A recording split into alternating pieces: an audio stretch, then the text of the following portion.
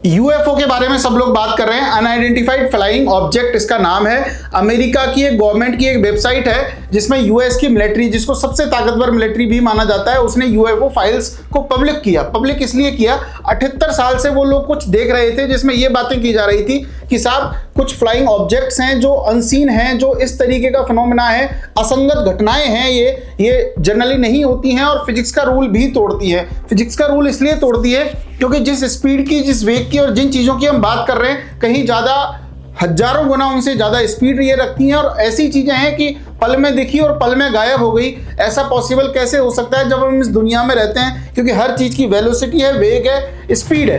तो इस तरीके की घटनाओं को यूएफओ कहा गया, अनआइडेंटिफाइड फ्लाइंग ऑब्जेक्ट। अब इसी को लेकर चर्चा है और यूएस ने फाइल्स को पब्लिक कर दिया war.gov.in की एक वेबसाइट, इनकी वेबसाइट पर, और ये कह दिया गया कि इस तरीके की घटनाएं इतनी खतरनाक हैं कि एलियंस भी हो सकते हैं। हालांकि 162 फाइल्स में एलियंस होने का दावा नहीं किया गया, लेकिन यूएस का कहना है कि और भी फाइल्स हम पब्लिक करेंगे, धीरे धीरे ये बताएंगे किस तरीके से क्या क्या चीजें हुई। और इसी की घटनाक्रम में इंडिया से भी रिलेट करती है।